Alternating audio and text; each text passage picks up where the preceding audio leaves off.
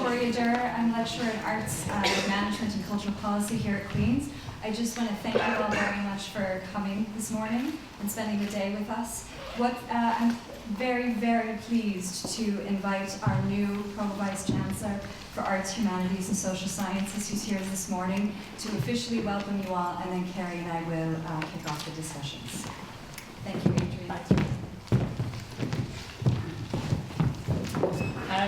Good morning, everyone, and welcome to the Drawing Field Theatre. On behalf of, I croak at you, so I'm trying to keep my germs to myself, but I've got a little cold, so forgive me. On behalf of Queen's University Belfast and the Faculty of Arts, Humanities and Social Sciences, I'm delighted to welcome you all here to the School of Creative Arts for the launch of Cultural Policy Observatory Ireland. This All-Ireland Research Network in the space of cultural policy has been made possible through a grant from the Irish Research Council and by the initiative and efforts of Kerry McCall from the Dunleary Institute of Art and Design, Art, Design and Technology, and my own colleague Victoria Durr. Congratulations to you both. As some of you might know, I was the founding director of the Centre for Cultural Policy Research at the University of Glasgow. And from that experience, I know a challenge and an opportunity there is for cultural policy research. And I guess part of the challenge is embodied in this group of people here today, the mix of practitioners and artists, of researchers and policymakers, of activists and politicians from local, national, transnational government and all their agencies. And of course, audiences and communities who engage with and use and make culture. This group, these stakeholders, are a powerful but extraordinarily diverse group of interested parties. And it's networks like this, like Cultural Policy Observatory, meetings like this, that can begin to navigate the complexities of cultural policy as an object of study, as well as an area of policy making and indeed of cultural production. The critical consideration and investigation of cultural policy on the island of Ireland has long been missing from international debates and discussion. A fuller understanding of the place of culture as a distinct area in policy making in Ireland is lacking in a European context, and indeed in relationship to the UK context as well. The reasons for this gap are multiple, underpinned by the complexity of the subject of culture, the complexity of the subject of culture in Ireland. The term, while of course more generally acknowledged for its diverse interpretations, is met with even further complications here, where considerations are also fraught with underlying philosophical viewpoints regarding conflict and union, identity and heritage, cultural values and traditional arts and creative industries. Perhaps as a result of all that, the development of a culture of research for the discipline of cultural policy and its close affiliate of arts management has grown differently here. The absence of any extant strategic national cultural policy in either the Republic of Ireland or Northern Ireland hasn't helped matters in terms of focusing the debate. The Republic and Northern Ireland are experiencing shifts in public policy relations with culture. Both are currently in vastly different consultation processes for establishing new and first-time strategic national cultural policies, bringing together research on the practices and policies relating to cultural policy in various aspects of Irish life, north and south of the border. The Cultural Policy Observatory Ireland aims to stimulate new insights and gather a body of new empirical cultural policy research for and on this island. Historically, both the Republic and Northern Ireland have valued and invested in culture, including in respect of cross-border partnerships in the context of new roles for culture in local government and the development of regional venues across the island. And people like you have actively engaged with and led discussions around the economic and social value and uses of the arts that I hope have informed, will continue to inform policymakers, artists and audiences. Discussions today will provide an opportunity for new thinking and discourses on the subject of cultural policy in Ireland, north and south of the border. And importantly, I think today will offer an opportunity for everyone involved to learn from each other and to positively to come together as a network. I understand the choice of the term around observatory was to channel some of the values of a European model, but I hope that as active citizens, we're not just observing, we're engaged, we're leading, we're part of the debate. And so I really wish you an enjoyable, productive, robust, rigorous day, and I hope that this is the first of many initiatives for Cultural Policy Observatory Ireland. Thanks. Good luck.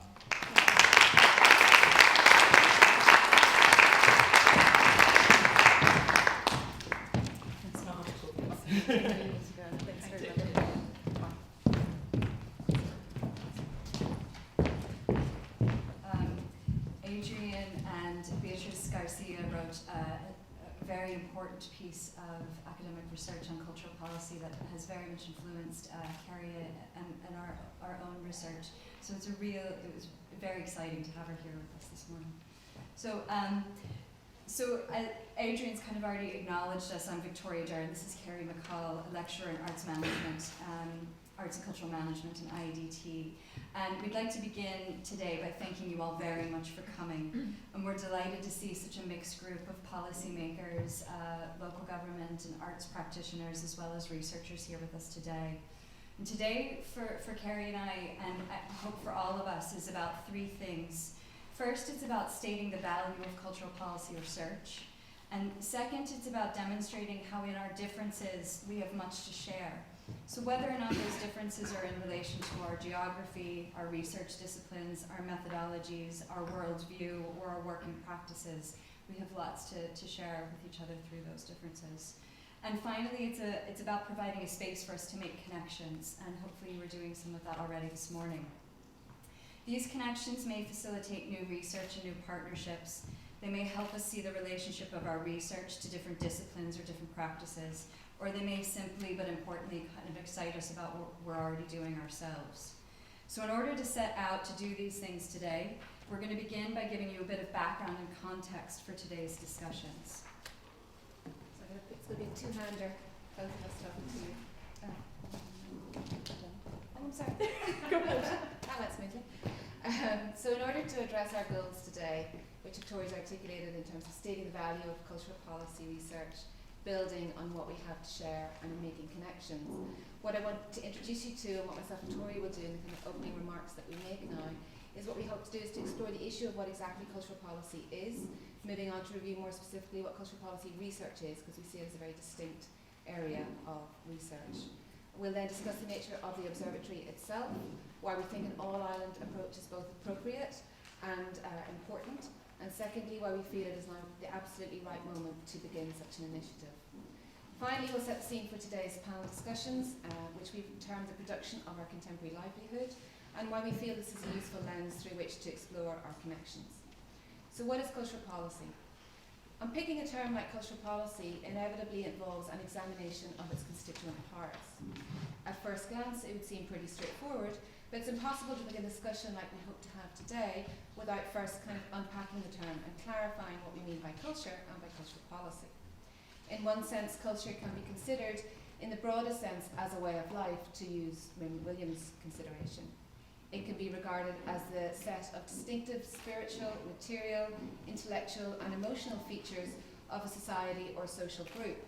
And this encompasses, in addition to art and literature, lifestyles, ways of living together, value systems, traditions and beliefs, and that's the UNESCO definition. It also deals with cultural and creative practices of people, their values, their ideas, and the aspirations which inform these practices.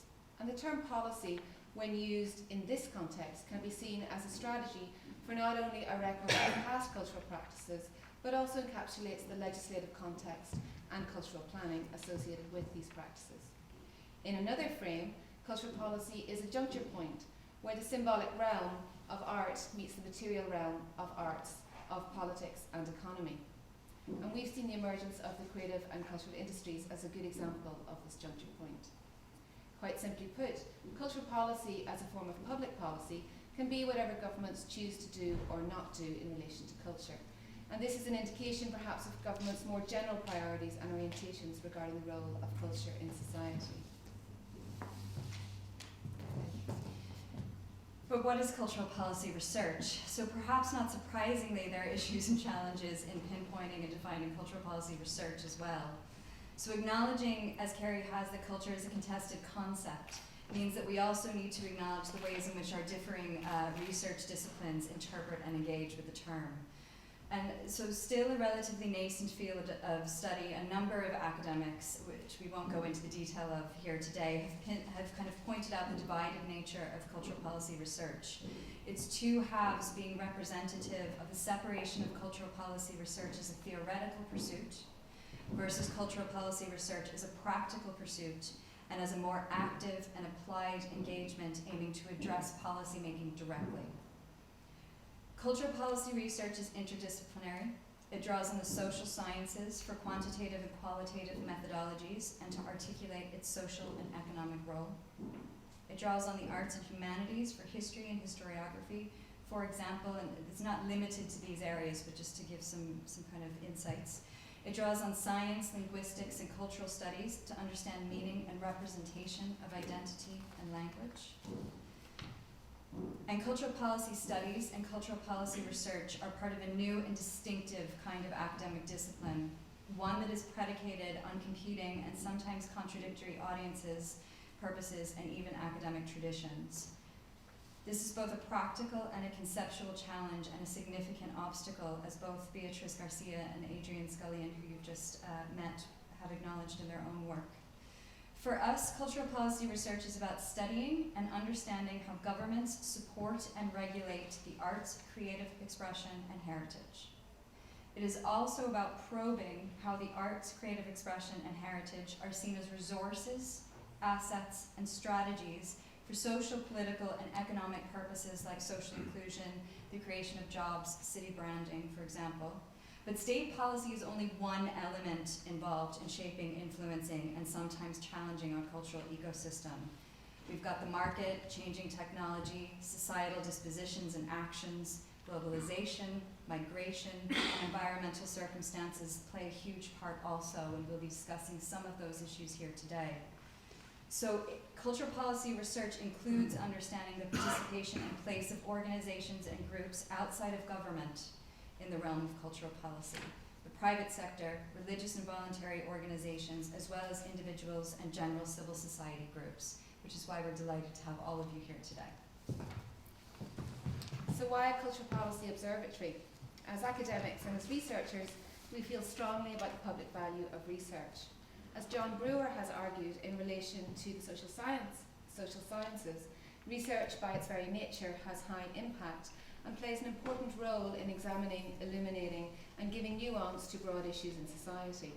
At the same time, we follow cultural policy researchers like Beatrice Garcia and Adrian Scullion, who advocate for a research agenda rooted in but not limited to the academy. This does not mean that we take a magpie approach to the tools of research, but that we seek to locate the discipline of a cultural policy research in a theoretical rather than a methodological frame. This requires interdisciplinary voices like those gathered in the room today. And we are thus making a conscious effort to move the cultural policy research agenda out of the uneasy space of arts, humanities, and social sciences' predominant frame and recast it in its interdisciplinary and cross-disciplinary nature. One of the benefits that we feel learning from, rather than picking from, one another's theoretical and methodological approaches. We feel this type of collaboration and research inquiry would allow cultural policy research to develop its own research questions and agendas and become a relevant, flexible and robust model for public policy research. Cultural policy and cultural policy research, therefore, exists within the various tensions that exist within society. And when we're considering the need for an all-island cultural policy research network, we're conscious of this myriad of voices, positions and needs, north and south of the border. Both places have been subjected to severe governmental and budgetary cuts, and the impact financially, emotionally and professionally on the arts and cultural sector of Northern Ireland and Southern Ireland has been of immense proportions.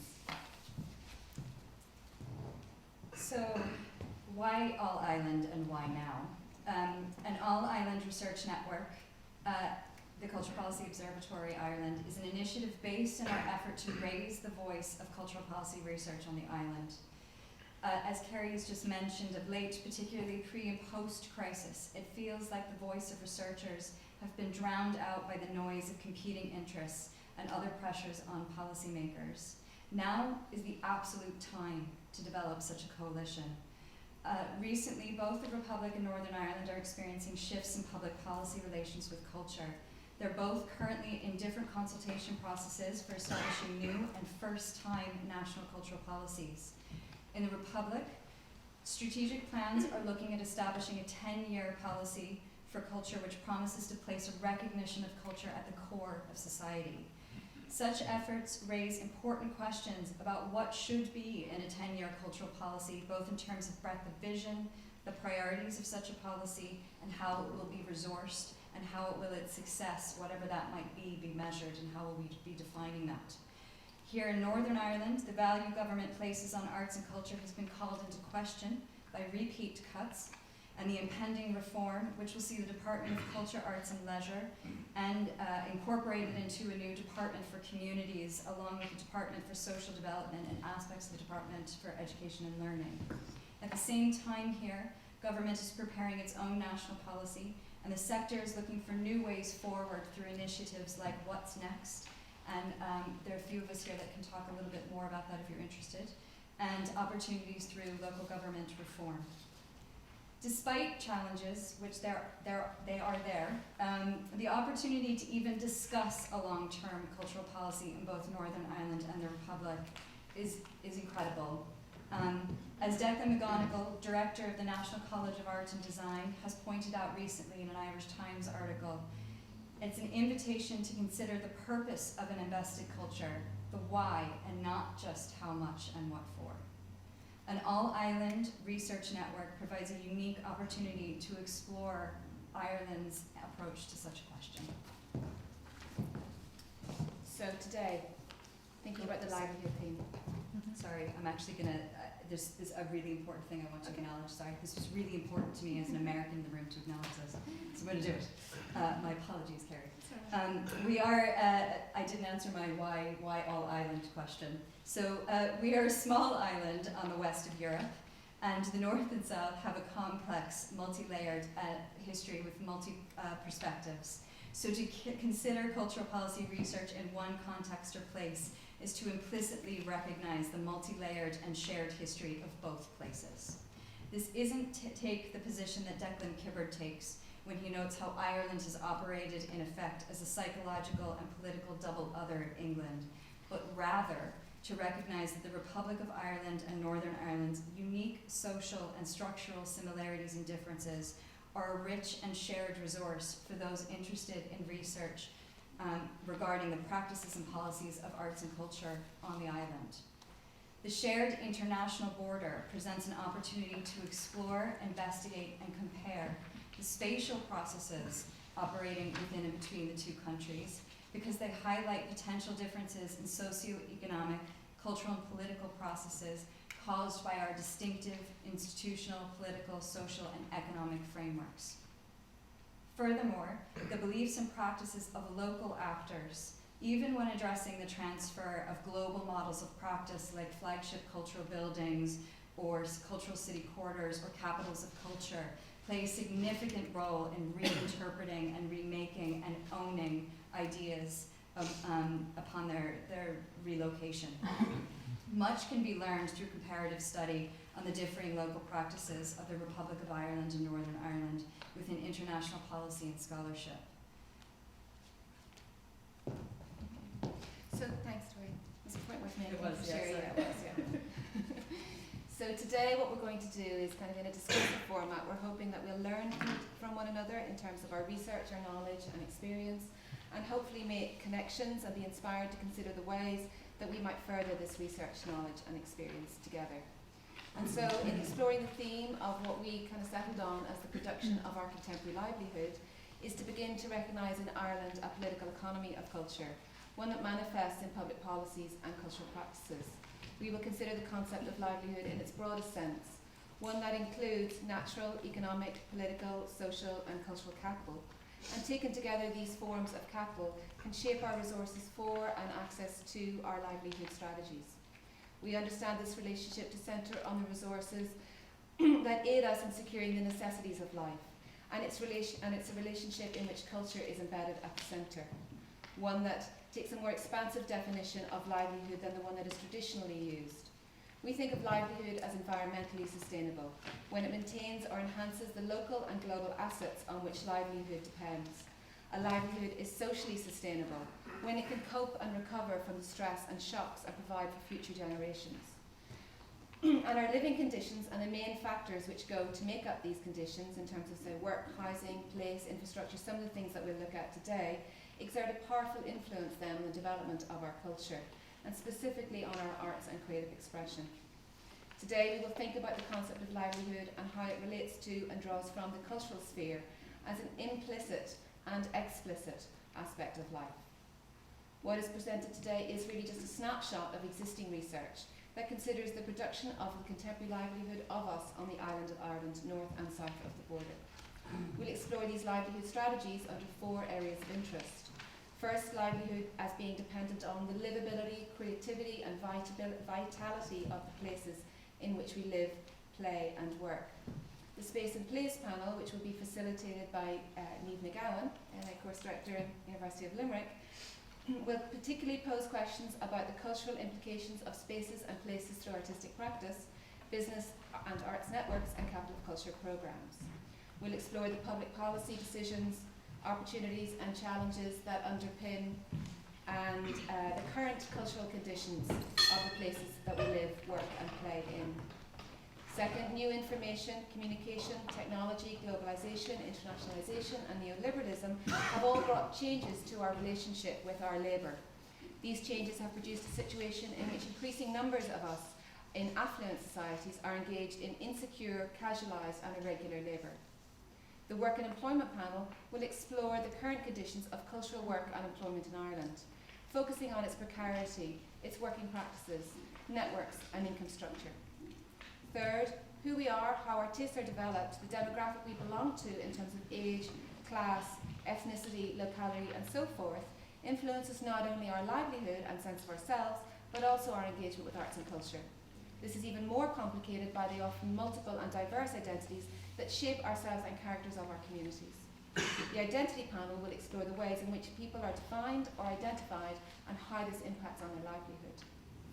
Finally, infrastructures, which will be the final session of today, allows us to explore some of the physical and organisational structures and networks and resources at work from both global to local level, how these influence and shape our livelihoods and thus impact our understanding for cultural policy research. And at the close of today, we have Professor Frances Rowan with us, who's a former director of the Economic and Social Research Institute, and she's kindly agreed to give our closing keynote at the very end of today, and that will be followed by a business meeting for anybody who wants to stay around and get involved in the kind of more nitty-gritty of how we go forward and what we do. So I'd just like to thank you all for coming. We really appreciate that you're here. The multiplicity of your voices in the room will really add to the richness of the research and the discussions that we have today and in future projects, hopefully, and activities. I'm going to invite the first panel, and Niamh McGowan, who's as I said, the MA Course Director in MA in Festive Arts Practices in the University of Limerick. And she's going to chair the first session on Space and Place. So first of all, thank you very much to Victoria and to Kerry for inviting me here today. As I mentioned, my name is Niamh McGowan. I'm the MA Course Director of the MA Festive Arts Programme at the Irish Art Academy of Music and Dance at the University of Limerick. And I'm absolutely delighted to be chairing this panel, which focuses on the idea of place and space from a range of different perspectives.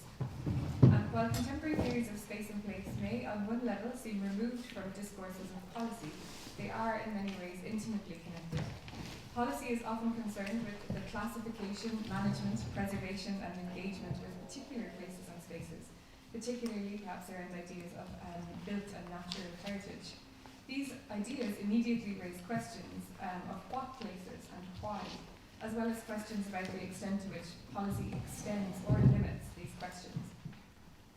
More broadly, policy reflects the ways in which people engage with place and space and make or ascribe meaning in and to those places in which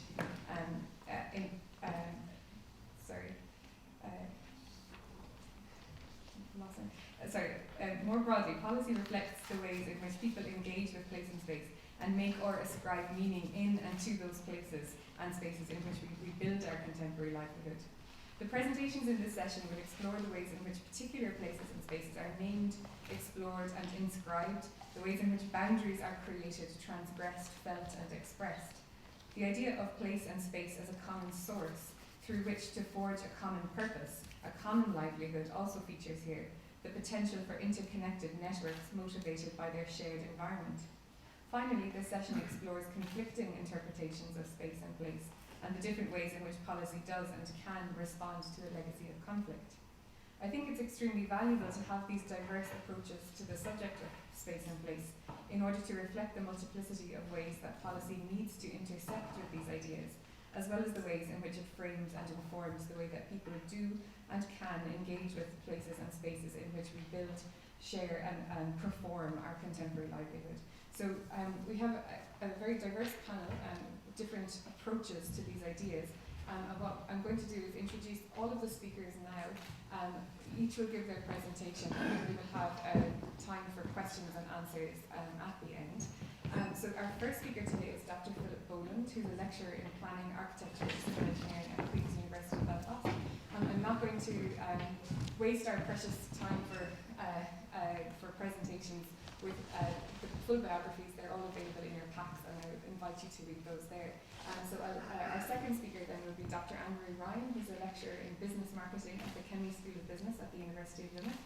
And then our third speaker is Dr. Paul Stapleton, senior lecturer at the Sonic Arts Research Centre, the School of Creative Arts in Queen's University Belfast. And we will have a question from the floor from Pat Cook, who I think has just delighted to see Pat as ever.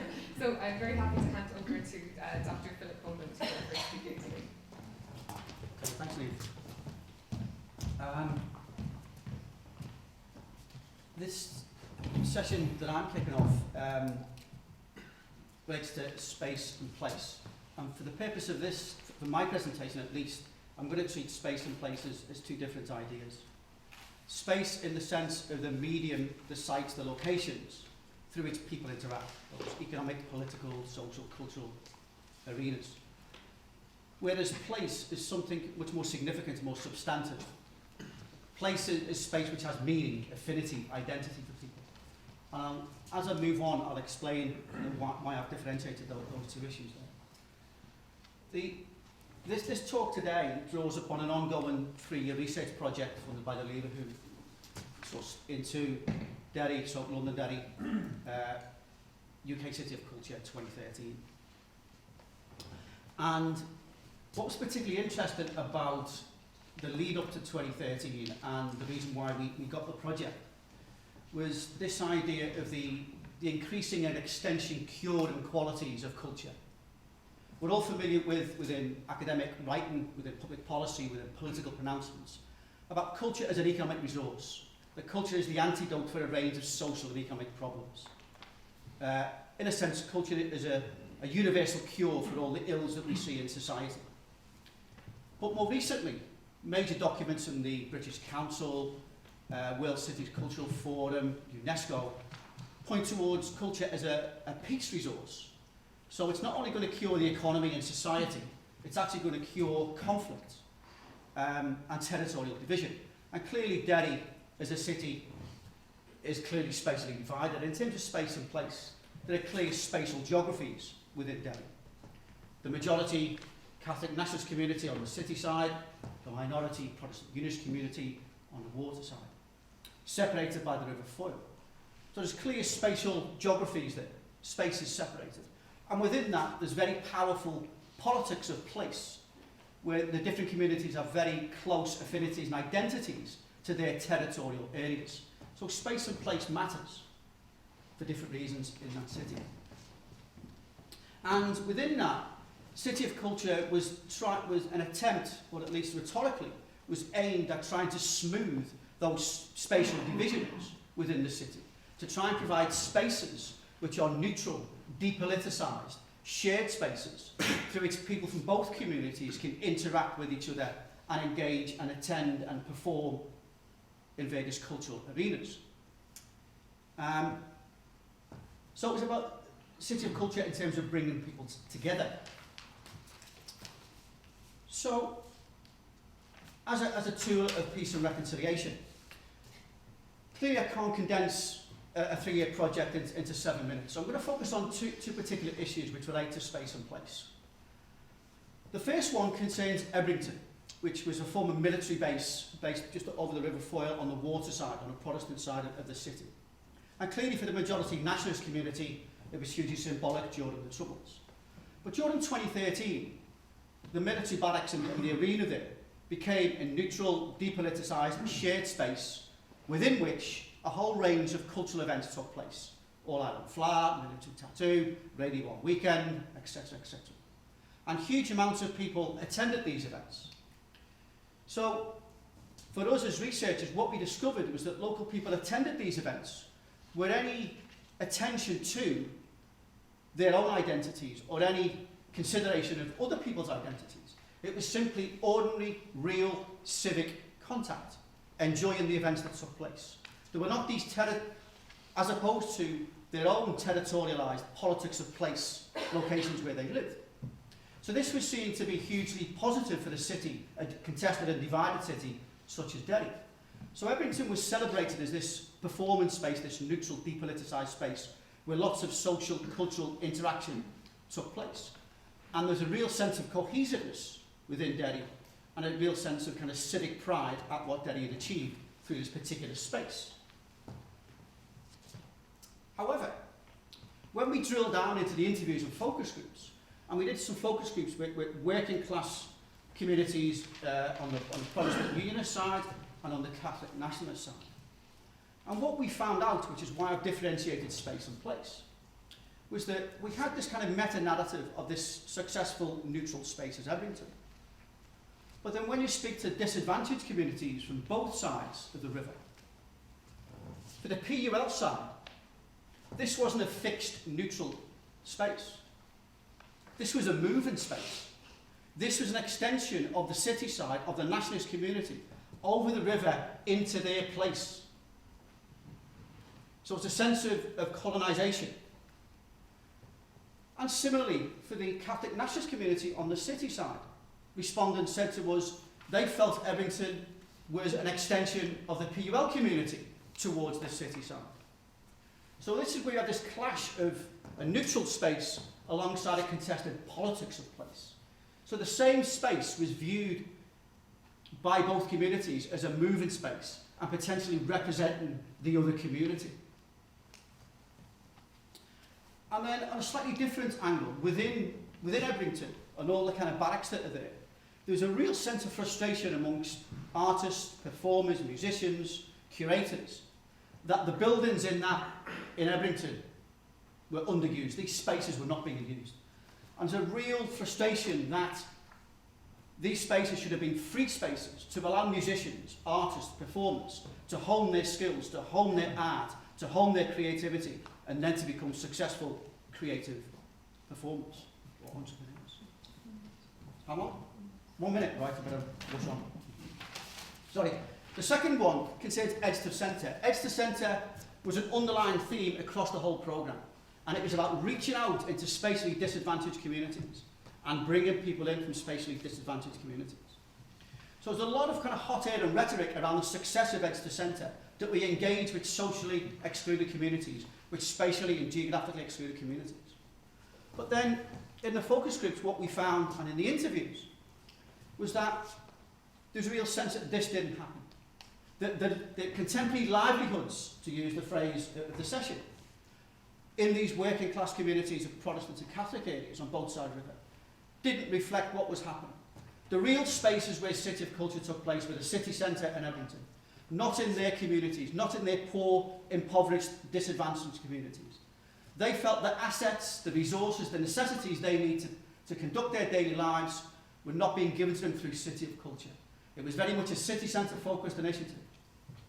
And it was very much a 12-month party for social elites within the city. And they were left to scrape around on the crumbs of the table. So, within City of Culture, there were clearly some positive things that happened in terms of cross-community collaboration, cultural exchange, social interaction. But we do need to be cognizant of the so-called add culture and steer approach to policy that Deborah Stevenson talked about.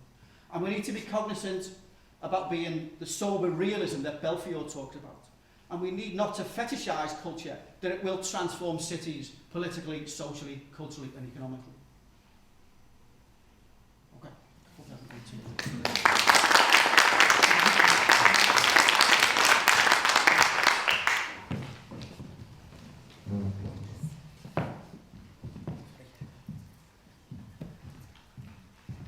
Hello. Gosh, this is mad. So, hi everyone. My name is Anne-Marie Ryan. I'm, as Lee was saying, I'm a lecturer in a business school. But I'm kind of here today for two reasons. One, since my PhD, I've been looking at the relationships between business and the arts in a kind of corporate sponsorship funding kind of context. And also I have a small bit of money there from the IRC New Foundations programme to look at the kind of the emergence of a corporate engagement culture in Limerick City following its 2014 National City of Culture event in 2014. So thank you to the IRC. So I've been mulling around and thinking about the relationships between business and the arts for a long time now. And I just kind of want to share some of those insights. And I suppose bringing it back to place and bringing it back to Limerick, and maybe also to Galway from my PhD work, I think there's something to be said about how cities can propagate particular kinds of cultures of corporate engagement. And I think therefore cities and policy might be a really interesting place to influence the kind of relationships that we can talk about between business and the arts and have that discussion. So, I mean, as you're all aware, even more than me, cities of culture in particular, whether that's a national city of culture, European capital of culture, UK city of culture, they're very political, as well as very economic, and also obviously cultural within that. I mean, even since Glasgow, European capital of culture, the whole idea that this citywide programme can be the catalyst to regenerate a city, and the kind of economic development model was built from Glasgow. And of course in Limerick as well, if any of you are aware of how it kind of, the controversies, particularly just as the year was initiated, we can also see that it's a highly politicised event as well. When a city is attempting to kind of mobilise and activate a whole sector towards a goal that the city has in its development and its ambitions. So it's quite a contested space. But I suppose what I'm quite interested in is, even as a contested kind of space and time, it also brings to the fore a whole perhaps new set of stakeholders, or it brings to the fore existing sets of stakeholders but with new kind of concerns. It does have a way of reorganising things, so those actors who might have been at the margins suddenly find themselves in the thick of it, and then some who think that they should be at the centre begin to become marginalised. So there's an interesting reorganising going on at a city sort of level. And one of the groups that I want to kind of talk about, or where I feel I can talk about, is how businesses are inscribed into the programme, and what it is that they're expected to do, and then again what they would like out of the whole event.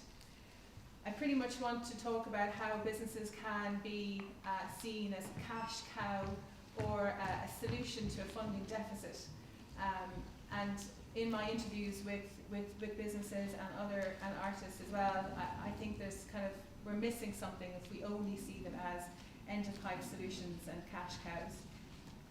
I had conversations, I mean, the idea that businesses can, the private sector can use something like a city of culture to, you know, sort of assert their influence on the city's future. I think for many of you, when you hear something like that, it sounds very scary. You know, private sector coming in, using a cultural program to sort of to forward their own agendas and shape the future of the city. That is perhaps a little bit scary, but when you drill down, as to use Phil's phrase there again, it can often be a little bit more mundane and potentially more interesting than that kind of old style corporate, you know, private sector bad, whatever. That actually I met with businesses who themselves felt marginalised. I mean, there's a shopping centre who was in the county boundary, and in Limerick was a very tight city boundary with this very big county boundary, and the shopping centre has been derided for years as been the reason why the city centre was dying on its feet. You know, it was a manifestation of the donut policy and it killed the city, and for years this had been how it was being perceived and talked about in the city council chambers and the newspapers and so on. And for them, as that boundary dissolved and it became city and county municipality, they saw the City of Culture year as a way for them to come back into the fold, for them not to be the bad guy. And they actually were talking about the shopping centre as this cultural space full of histories and stories and people who sit on the same bench every day and so on. So all of a sudden there's a different kind of conversation. There's a shopping mall which, you know, most of us would kind of learn to hate, and city centres are good, shopping malls are bad, but actually there's a different story coming through and a different kind of conversation. So there's different things that happen in a City of Culture year that maybe go undetected and maybe unintended kind of new conversations and a reimagining of stakeholders and agents in the city that we get to re-look at in a way. Totally ridiculous. In one page I've talked about it, I have like more and more. But so I try to get to the kernel of what I was saying, that I think that when we see the corporate sector as end of pipe, as a funding cash cow, and we go to businesses going, can I have a few bob? We have this year and we need a bit of money, thanks very much. We're missing out on something much more interesting, and I would be advocating for a much more relational approach between the corporate sector and the arts, where the arts themselves can be central, I believe, to the whole arrangement. I've seen this in my studies in Galway, where between Galway Arts Festival and Northland Networks, the art became a core part of the interactions. There was, you know, events on in the factory. Many managers in the company got to meet and interact with the artists. And I believe it's at that level where we get the empathy, the understanding, and also the new ways of looking at the world, and creativity and innovation come in that space. Whereas if you keep things at an arm's length, if you keep things only to keep the corporate sector distant in order to keep the art sector pure, we are missing out on not only very rich interactions, but also the development of the empathy, which would mean that those the bad things we see about corporate sponsorship could actually be avoided. The bad things being how arts organisations can self-censor themselves and try and be more populist and more safe, so that they become nice and cute for a sponsor, that there's nothing bad going to happen, nobody's going to take their clothes off, and it's not going to get in front of the Irish Times. So that's not such a good, that's a very conservative sort of space, but we have this other place which is more backstage, where the arts and businesses and engineers and managers can, when people can meet people and can create interesting new things together. And ultimately that's sort of what I would be advocating for, and I'd love to have more conversation about that, because clearly what I had on these pages is never going to get aired because we run out of time.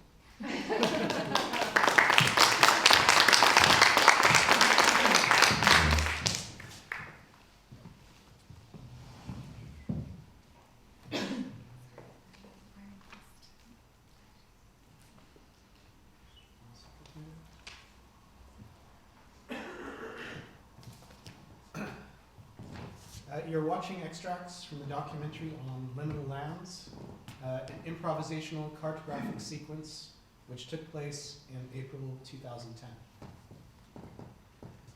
The project was funded by the now deceased Center for Excellence in the Creative and Performing Arts at Queen's as part of their interdisciplinary arts program scheme.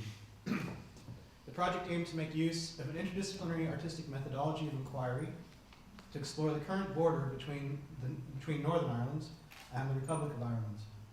This exploration was informed by research undertaken at the Center for International Borders Research here at Queen's. I think that might also be defunct now, I'm not sure, is that still there? And was led by National Review of Live Art Honorary Associate Artist Michael Mayhew in collaboration with myself, Paul Stapleton at the Sonic Arts Research Center, and Liz Green, formerly from Film Studies. The team led an interdisciplinary mix of postgraduate students through a 2-week project that explored both conceptual ideas relating to site-specific arts practices, as well as the physical reality of engaging with a highly complex and evolving boundary area. The project culminated in a public performance that attempted to intertwine multiple perspectives on the social, tactile, sonic, and visual experiences of transversing the border.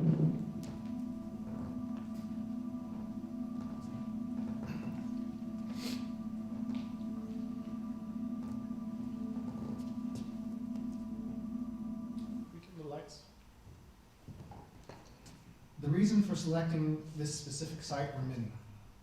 The evolving nature of borders radically alters our perception of geography, geology, political landscape, time, place and space, as well as personal and cultural identity. The island of Ireland's land border was, until relatively recently, a hard border with its walls and fortress towers marking place. Since the end of the recent conflict, this border has altered its definition, becoming a soft border, marking a political geographical boundary. This distinction is clearly not as black and white as the terms hard and soft might imply. Yet this recent transformation raises important questions, many of which cannot be addressed by traditional social scientific means alone. In conjunction with the border's socio-political attributes, the diverse terrain that makes up this boundary also offers a rich area of sensory exploration.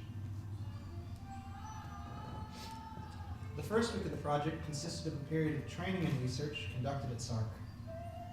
This included a series of practical workshops, presentations, and discussion sessions delivered by the project leaders, and including presentations by members of cyber from geography, geology, and anthropology, as well as guest professional artists and cartographers.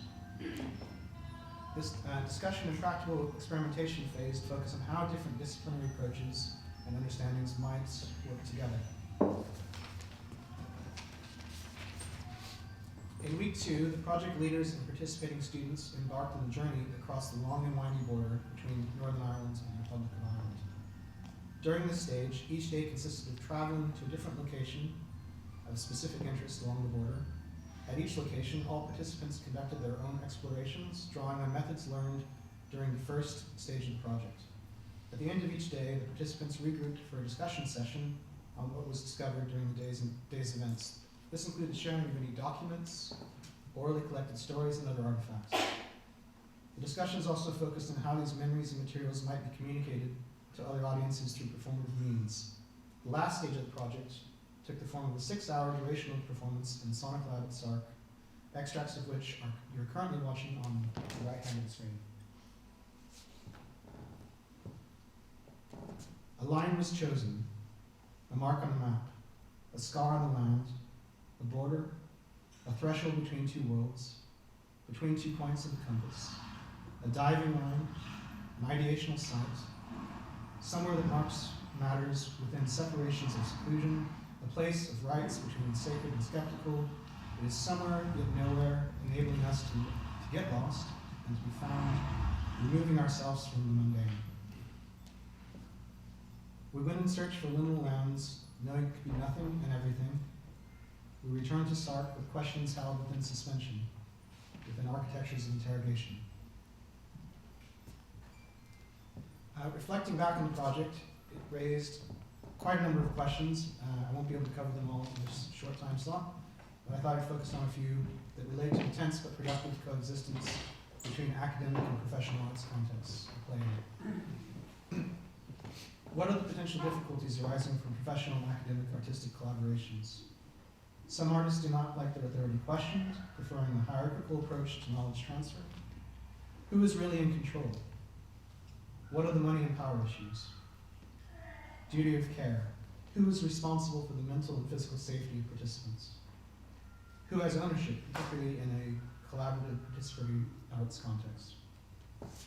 Perhaps more interestingly, how can walking or wayfinding, to borrow Tim Ingles' term, provide us with new approaches to understanding and articulating space and place? How can benefits from being out of place, or who benefits from being out of place? What artistic strategies can be employed for the reimagining or re-inhabiting of non-places? What are the current limits of institutionally constructed spaces, and how can these spaces be questioned? Sadly, I find it unlikely that any UK or Irish higher education institution would now fund such a risky, ambitious, and open-ended project. Yet I would argue the benefits of bringing radical artistic models of practice into higher education are many. The project directly and indirectly informed a wide variety of future artistic and academic collaborations. A notable example is Isabel Anderson's recently completed AHRC-funded PhD project, My Words Trace a Path, Encounters with Place Through Voice, Performance, and Field Recording. Isabel quotes Wayne Franklin, who says, "There is an art to finding out where you are, an art you may not recognize or know you lack until you really need it."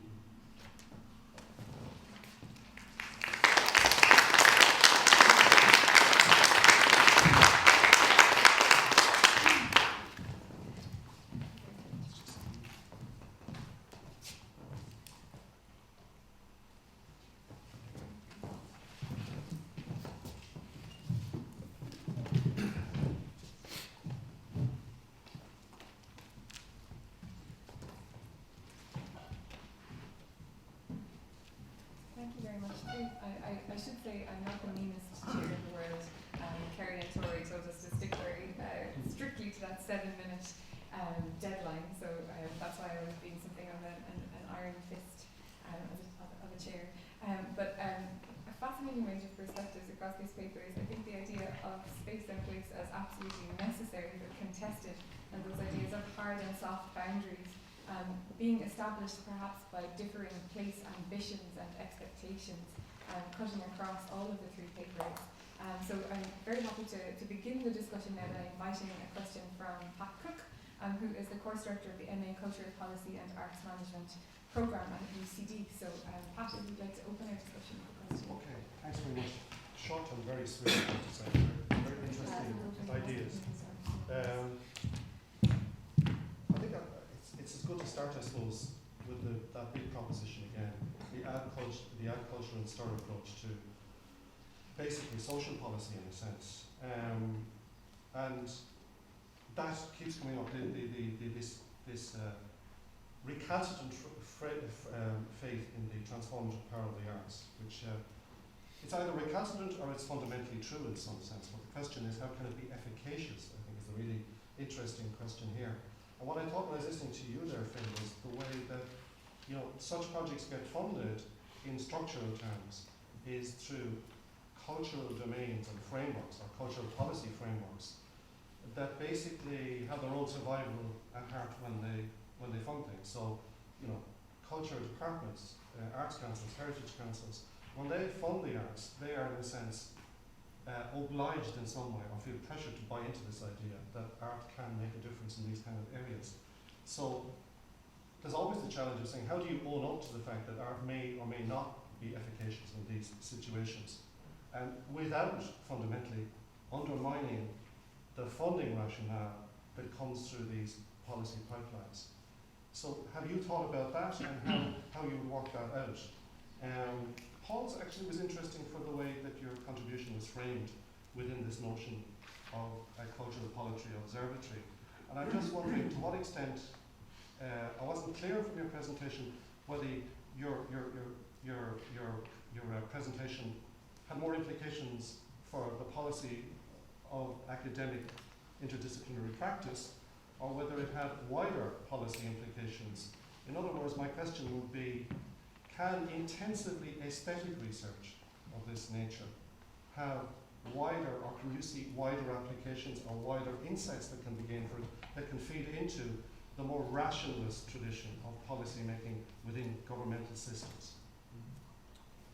And actually, just one, actually, Anne-Marie, my thought on your contribution was, you know, you made this plea for a greater level of understanding between business and the arts. But if we situate that in a European context, for instance, and contrast it with America, in the American context, they have a much more developed infrastructure around how that relationship is managed, particularly through, you know, arm's length foundations and funding systems that basically doesn't cause business and culture to be constantly in this arbitrage and face-off. That in some sense there are these other mechanisms that can serve to work across that divide. So I think I'll leave it at that. Should we go first? So do you want to take that? Really kind of important question. I think there's two ways to answer it. One is in terms of this kind of powerful logic associated with culture.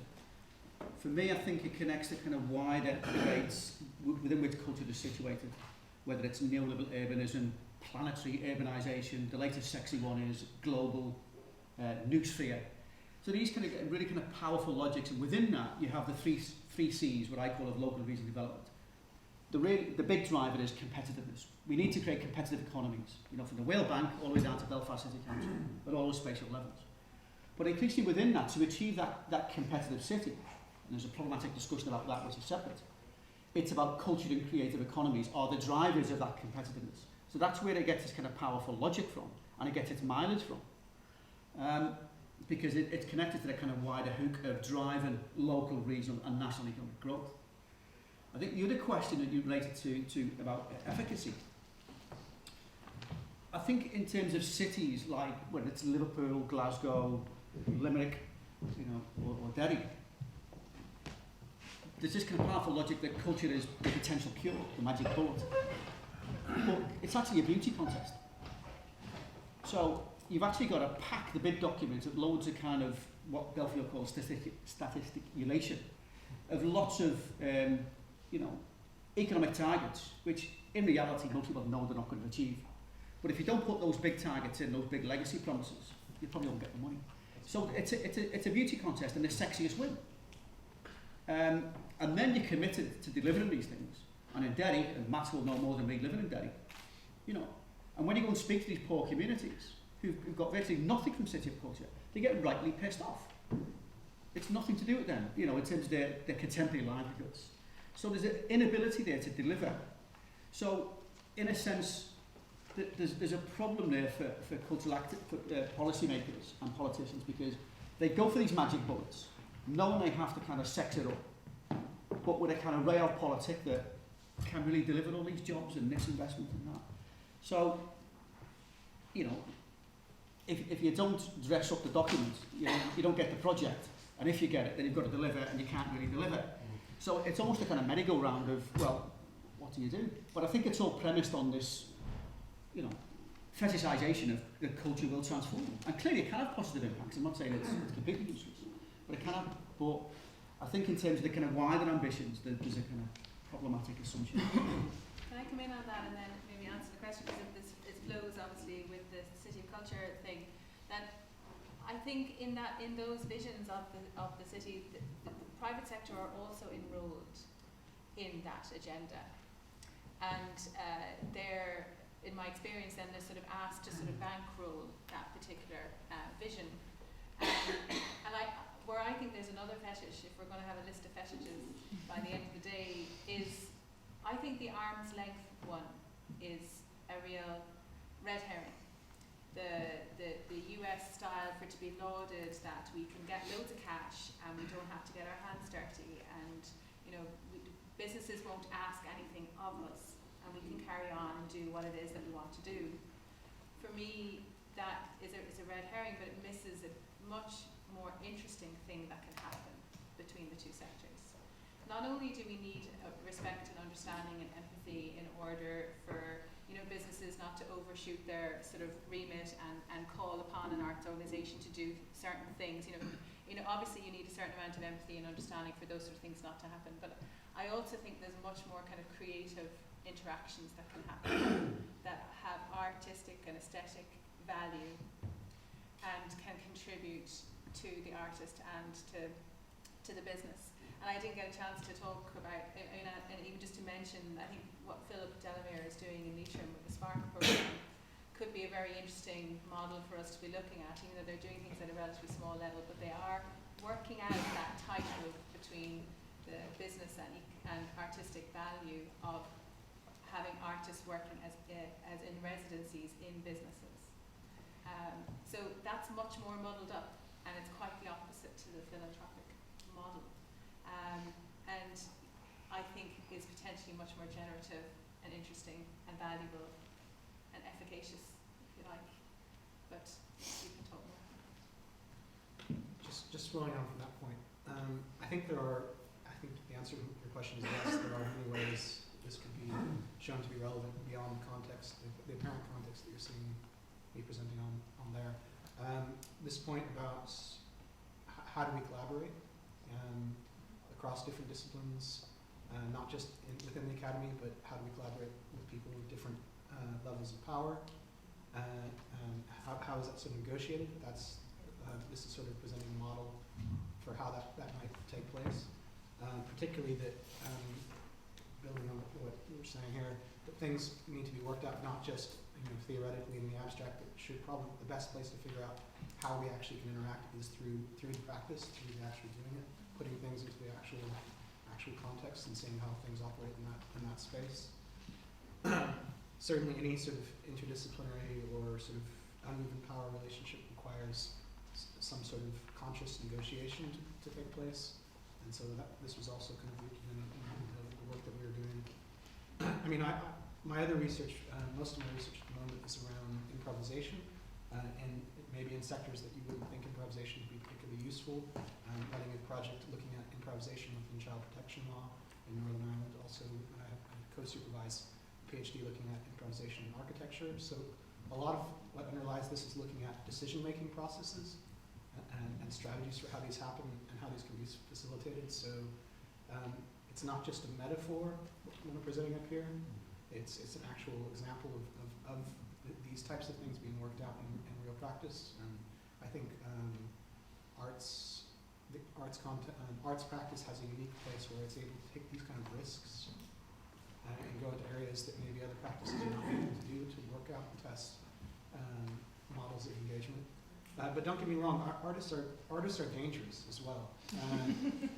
Real artists, and so the best artists are. Part of what's going on here is to figure out how to work with that danger and not just make it safe. Again, that's something that I think needs to be negotiated through actually doing in situ rather than in an abstract way. I think they're really interesting points on, I suppose, evaluation, which has become so much part of our policy conversation, and realism and realistic targets, and also failure and risk as being essential to ideas of creativity and culture and development. And I think that in what Philip certainly is talking about, the idea of potential for failure, there's no space for that. There's no space for risk when you have such a clearly defined set of ambitions that are going to be taking place. But we have quarter of an hour in terms of, if you guys are happy with that, to move to keep going until 12 o'clock for this session. 10 minutes. So I'm happy to open the questions to the floor, and we have a roving mic, so if you can just put up your hand for a question, and we'll get the mic to you. So just over here. Philip, you mentioned about this concept of edge to centre. Yeah. And I was involved in a sandpit last year with the HRC on disconnections, so a strand of the connected communities, but looking at a project, particularly looking at disconnected communities. And one of the problems that some of the, in particular some of the partners, the non-HEIs at that, non-university partners at that, had was with this idea, which is inherently corrective. It's about communities being brought into the centre, marginalisation, disadvantage, and the idea that the centre needs to correct them, needs to include them. And of course, the response to that was often that we need to correct the centre. And I'm just wondering, did you in this work in Derry detect that sense of difficulty or tension with the idea of edge to centre? I'm not sure if I articulated it properly earlier on, but there were two elements to it. One was about the kind of outreach of City of Culture to disadvantaged and marginalised and peripheral communities. And the other one was kind of bringing people into the centre to attend events and that kind of thing. I'm not sure there was a corrective context to it. Certainly that didn't come out in terms of the interviews.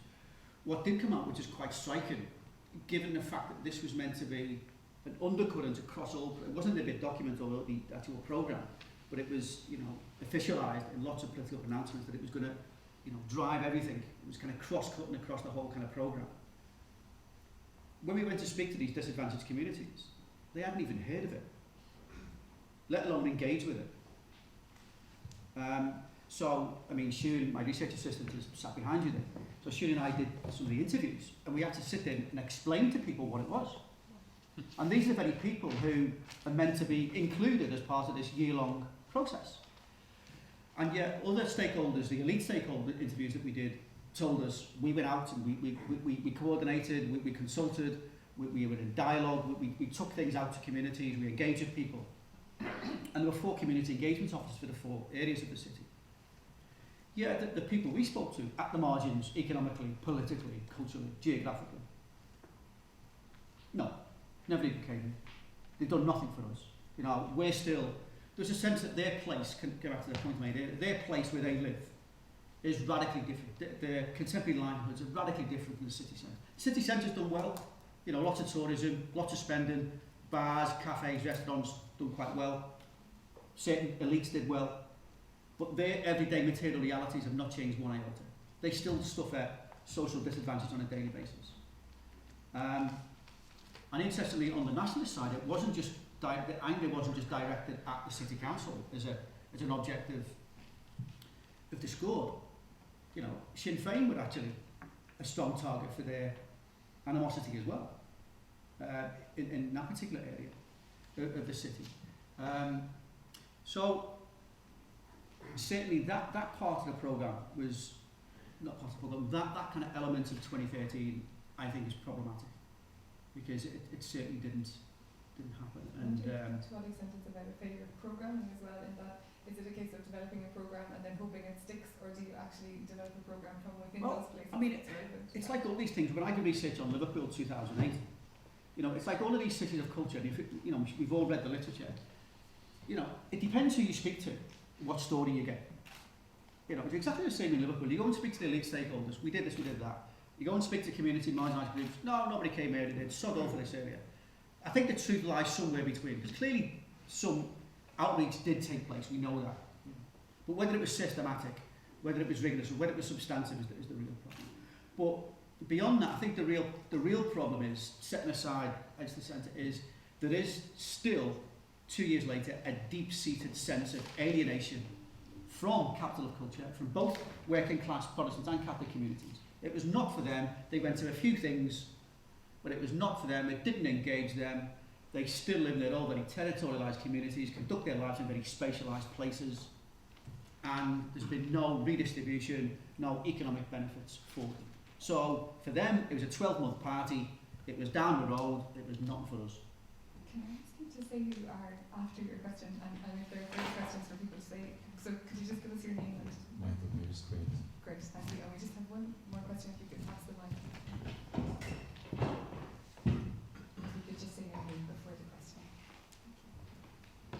Supposed to be the other day, man in the room along with Matt, and we did earlier today. I'm fascinated by this conversation. Kevin Murphy from Voluntary Arts Ireland, based in the City of Culture, which apparently it still is until 2017. What? We occasionally get told. One of the interesting things for me is that the actual original concept around age to centre was much more of a conceptual framework. Yeah. Which was about not only Derry being on the edge of Europe and being on the edge of cultural policy, if you like, as well as all these other edge to certain things. Yeah. So it was a much broader conceptual framework, which, as you point out, when it came to it, everything got reduced to something that looked good against the statistics of disadvantage. Yeah. So we're the most disadvantaged, so give us the city of culture. So once you've started down that path, is it any surprise that we get to the point where people are disengaged? Because the power of place, to go back to something you said earlier on, is overwhelming. So this hard area of place where we live and all the rest of it becomes incredibly powerful. But actually perhaps the more useful concept is space. Because actually, when it comes to common interest, these people in these disadvantaged communities are, say they're into, I don't know, cars or something, vintage car. Yeah. They will travel to the rally in Edmonton Park. Yeah. So there's a sense that space is a more useful concept. Yeah. And the fact that maybe we're moving towards something that's more to do with emerging agendas, emerging trends, improvising, doing things a little bit more as they come, might be a more useful way to go about things. So my question is around space and place. Is space more useful now than place? Absolutely. And there are numerous spaces in Derry where cross-community work is going on in terms of cultural interaction. Gas yard in the Bogside, Nerve Centre, community centre in Rosemount. Where they get people. Sorry, can I interrupt you just because I'm from Derry and I can do it? There is a vast majority of people in Derry. The other statistics too is that the Catholic community, of which I'm one, and as it turns out, I live in an ex-military house in a barrack site near Edmonton, as it turns out. We're a bit more mobile, the research tells me. I'm more confident in my space or place, and therefore I don't mind moving into a Protestant community because I didn't know it was a Protestant, or if I did, I didn't care. Yeah. So, but where is the middle voice? We can't continually keep talking to only disadvantaged. I mean, the most of Derry is disadvantaged, let's be honest. But if we only talk to the people that are in the hardened disadvantaged areas, what picture are we giving? And we're not asking everybody else, the 80% of people who engage with theatre culture, whether they enjoy it or not, whether it's useful to them, whether they did anything for their places. So let's be careful there too.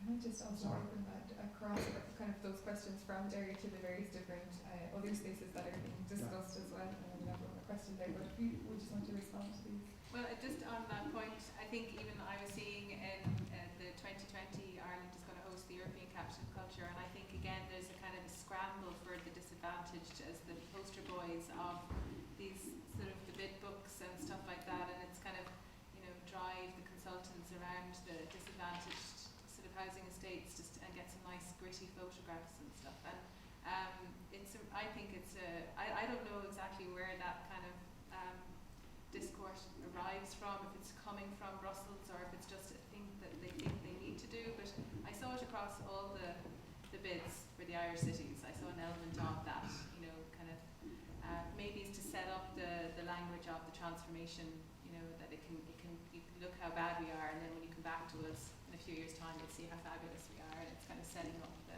the narrative there. But I think that seems to be across the board. In terms of improvising and decision making, is there a sense that you could, instead of setting that program in relation to these kind of preconceived ideas of the communities that you're going to engage with, could you have an improvisational response to the decision making process as you learn, as you find out that it's the vintage car rally or that these are the particular places? Do you think that there could be a role for that? I think that openness and ability to listen to the actual context it's bound to be an important part of any of this sort of activity. We just have one final question, and then we can break for coffee. So Anka, we could just pass it down. Hi everyone, I'm Anka Minescu from Molecular Psychology, and my question is also about that space. I don't know if this microphone works, but anyway, I'm just going to point it here. Look important.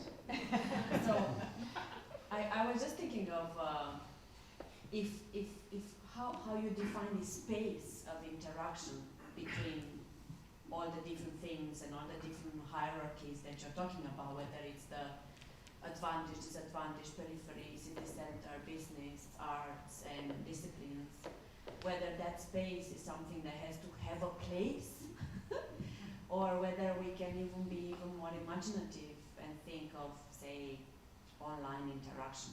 I'm gonna say the bad word, things that we can create that don't belong, that cannot be claimed by any one person, or that, for example, this meeting today, this network, if it actually can survive in a space that doesn't have a place, if you know what I mean. You get into quite complex debate there with academia about relational views of space and place. Maybe not for the audience. Yeah, not We've been scrapping pedantic. On that though, we had a big conversation over the summer. Neve and I were involved in an interdisciplinary research group which had our architecture, performing arts, business together, partly working in a Fab Lab environment. And I think we were looking at, in a Fab Lab, stuff gets made, and there's the beautiful materiality of that, and stuff's happening, and prototypes and it's in that practice. And when we were considering how it is that we could create these environments where business and arts could learn, we didn't imagine it in a kind of concrete floored plate where we can make a mess, we can do things together, because it's in that kind of the doing and in the practice where we're not walking around as kind of embodiments of grand narratives of disciplinary differences, but we actually get to the job at hand. And I think there's something kind of important about that. Can I just make one final point? Connecting back to your point there about Derek, part of the project was a skill survey. Student was instrumental in coordinating that, and we surveyed 750 school kids. I mean, it wasn't hugely revelatory, but the one thing that came out of it, which maybe connects to the point, was across the spectrum, middle class, working class, Catholic, Protestant, what we found was that despite a lot of degree of positivism towards city culture and engagement with various events from the community, 66% of kids 16 to 18 still expect and want to leave Derry. Despite them saying it was a fantastic success, they still want to leave. And city culture was predicated on young people. These are the future. And yet, despite a successful event, they're still going to leave. So that's a major problem, I think, in terms of across the board within a city. So I'm getting cut off from Tori. So thank you very much for three very, very interesting papers. Ideas of ambition, moving outside your frame, improvising, putting your body in the dangerous place that it needs to be to explore space and place in different frames. So if you join me in thanking our three speakers.